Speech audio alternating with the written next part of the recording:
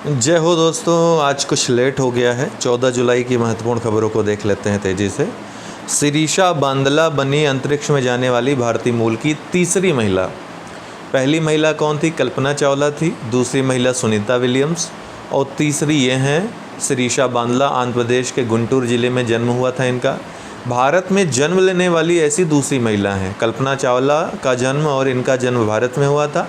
Sunita Williams America में जन्मी थी और तीनों ने अमेरिका से उड़ान भरी है, तो अमेरिकी अंतरिक्ष यात्री ही तीनों थी। तो ये चीज़ें याद रखिएगा।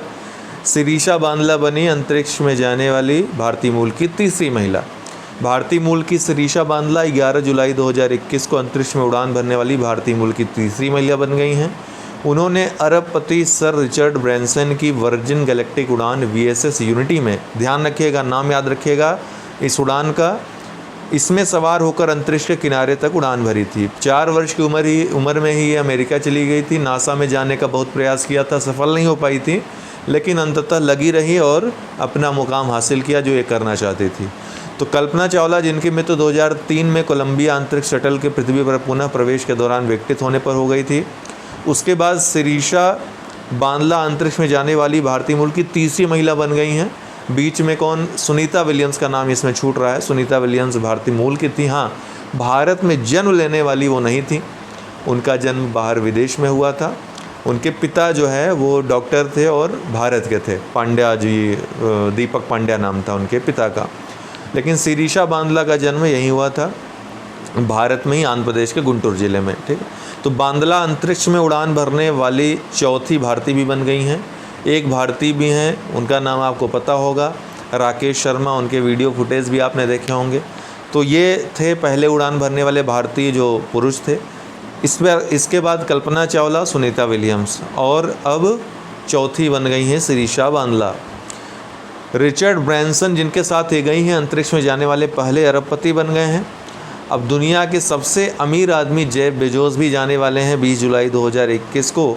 टेक्सास के वैन हॉर्न से न्यू शेपर्ड रॉकेट पर सवार होकर अंतरिक्ष जाने वाले हैं। हरियाणा ने खेलो इंडिया यूथ गेम्स को टाला।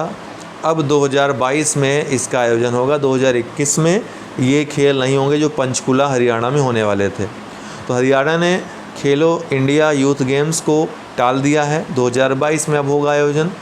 इस खेलों का शुभंकर पूछ सकता है, धाकड़ इन खेलों का शुभंकर था। हरियाणा में आयोजित की जाने वाली खेलो इंडिया यूथ गेम्स को टाल दिया गया है। गेम्स का आयोजन इसी साल नवंबर में हरियाणा में किया जाना था, लेकिन राज्य की सरकार ने कोविड-19 की तीसरी लहर के डर को, खतरे को देखते हुए इसे अब अगले वर्ष फरवरी में आयोजित कराने का फैसला किया है। भारत में वियतनाम का पहला मानद महावाणिज्य दूतावास खोला गया है। कहाँ पर? भारत में। किसका? वियतनाम का पहला। तो पहला वाला जो चीज़ रहती है अपने आप महत्वपूर्ण हो जाती है। तो हाल ही में वियतनाम ने वियतनाम और कर्नाटक राज्य के बीच व्यापार, निवेश, पर्यटन, शैक्षिक और सांस्कृतिक सहयोग को बढ़ावा देने के लिए बंगलुरु में मानद वहाँ वाणिज्यिक दूत नियुक्त किया है। बंगलुरु स्थित उद्योगपति NS श्रीनिवास मूर्ति को कर्नाटक के लिए वियतनाम का मानद महावाणिज्य दूत नियुक्त किया गया है। यह भारत से वियतनाम के पहले मानद महावाणिज्य दूत हैं, जिनकी नियुक्ति 3 वर्ष की अवधि के लिए की गई है। भारत का पहला क्रिप्टो गेमिंग गार्डन, ये देख सकते हैं, भारत का पहला क्रिप्टो गेमिंग गार्डन उत्तराखंड के देहरादून के चकराता शहर में, भारत का पहला क्रिप्टो गेमिंग गार्डन, उसका उद्घाटन किया गया है। कहाँ? उत्तराखंड के देहरादून के चकराता शहर में। गार्डन में लाइकन, फर्न और कवक की लगभग 50 प्रजातियां दिखाई देंगी। इनके सामूहिक रूप को ही लाइकेन, फर्न और कवक को क्रिप्टो गेमिंग के रूप में जाना जाता है। देवबन में यह उद्यान 9000 फीट की ऊंचाई पर स्थित है। देवबन उत्तराखंड में देवदार और ओक के जंगल, फर्न, कवक और लाइकेन जैसी क्रिप्टो गेमिंग प्रजातियों के लिए एक प्राकृतिक आवास स्थल हैं।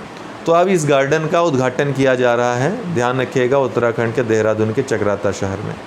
हाल ही में किस राज्य सरकार ने हाथी पाँव के उन्मूलन के लिए, जिसको लिम्फेटिक फाइलेरेसिस कहते हैं, इसके लिए एक दवा अभियान शुरू किया है? और कोविड-19 की दूसरी लहर के बाद इस दवा अभियान को फिर से शुरू करने वाला देश का पहला राज्य बन गया है महाराष्ट्र ने। ओके, यूके ने 50 वर्षों में पहली बार को सेब का निर्यात किया है, किसे? भारत को।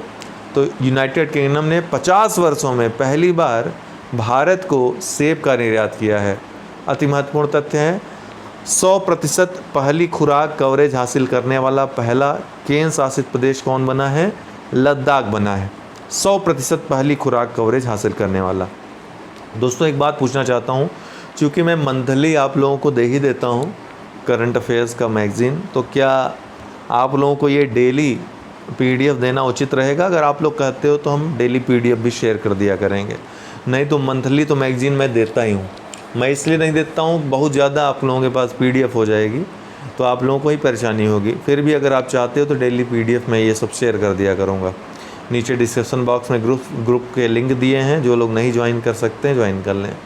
100% पहली खुराक कवरेज हासिल करने वाला पहला केंद्र शासित प्रदेश कौन बना है? लद्दाख। वहाँ पर 100% पहली खुराक कोविड-19 की दे दी गई है। नेपाल के सुप्रीम कोर्ट ने राष्ट्रपति विद्या देवी भंडारी को किसे 2 दिनों में प्रधानमंत्री नियुक्त करने का आदेश दिया है? तो शेर बहादुर देउबा को। नेपाल के सुप्रीम कोर्ट ने अंतरिम प्रधानमंत्री KP शर्मा ओली को बड़ा झटका दिया है। सुप्रीम कोर्ट ने विपक्षी पार्टी नेपाली कांग्रेस के अध्यक्ष शेर बहादुर देउबा को 2 दिन के अंदर प्रधानमंत्री बनाने का आदेश दिया है। इससे पहले विपक्षी दलों के बहुमत नहीं जुटा पाने पर राष्ट्रपति विद्या देवी भंडारी ने दोबारा ओली को कार्यवाहक PM बना दिया था। अब सुप्रीम कोर्ट ने राष्ट्रपति के संसद को भंग करने के फैसले को पलट दिया है। T20 क्रिकेट में 14,000 रन बनाने वाले दुनिया के पहले बल्लेबाज कौन बन गए हैं? Chris Gayle. 14,000 run T20 cricket में बना डाला है कुल मिलाकर इन्होंने। तो T20 क्रिकेट में 14,000 रन बनाने वाले पहले बल्लेबाज बने, बहुत बड़ी उपलब्धि है। अगर देखा जाए 20 ओवर का मैच ही होता है। क्रिस गेल के नाम अब 431 T20 मैचों में 37.63 की औसत से 14,038 रन हो गए हैं। वहीं वेस्टइंडीज़ के ही किरोन पोलार्ड 545 मैचों में 10,836 रन बनाकर इस लिस्ट में दूसरे नंबर पे हैं। दोनों वेस्टइंडीजियन ही हैं।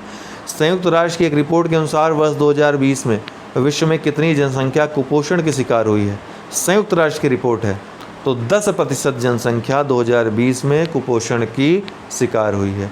तो संयुक्त राष्ट्र ने 12 जुलाई 2021 को कहा कि पिछले साल कुपोषण की बदतर स्थिति का संबंध बहुत हद तक कोविड-19 महामारी से था। संयुक्त राष्ट्र की 5 एजेंसियों द्वारा संयुक्त रूप से जारी एक रिपोर्ट में कहा गया है कि 2020 में पर्याप्त आहार नहीं मिलने से प्रभावित लोगों की संख्या में वृद्धि दर्ज की गई।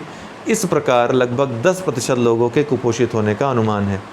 WWF UNEP रिपोर्ट के अनुसार किस भारतीय पशु की 35% रेंज संरक्षित क्षेत्रों से बाहर है? तो बाघ की। WWF और UNEP की संयुक्त रिपोर्ट आई, उसके अनुसार बाघ की 35% रेंज संरक्षित क्षेत्रों से बाहर है। तो इसमें पाया गया, इस रिपोर्ट में भारत की 35% बाघ श्रृंखलाएं वर्तमान में संरक्षित क्षेत्रों से बाहर हैं। सीधे सीधे प्रश्न आएगा, अफ्रीकी शेर रेंज का 40% और अफ्रीकी और एशियाई हाथी रेंज का 70% संरक्षित क्षेत्रों से बाहर है। हाथी और शेर के रेंज का भी दे रहा है, जो अफ्रीकी और एशियाई हाथी शेर हैं। चूँकि संरक्षित क्षेत्र एक दूसरे से अलग हो गए हैं, इसलिए कई जानवर अपने अस्तित्व के लिए मानव प्रधान स्थानों पर निर्भर हैं, या यूँ कह सकते हैं मानवों ने उनके आवास को ढक लिया है। ये ज़्यादा उचित होगा कहना, क्योंकि विकास के राह में जंगल कटते गए, उनके प्राकृतिक आवास में मानव निवास करते चले गए, जिस कारण उनका कनेक्शन उनके आवास स्थलों से कट गया है। Okay, thanks for watching. आज के लिए इतना ही, बहुत बहुत धन्यवाद।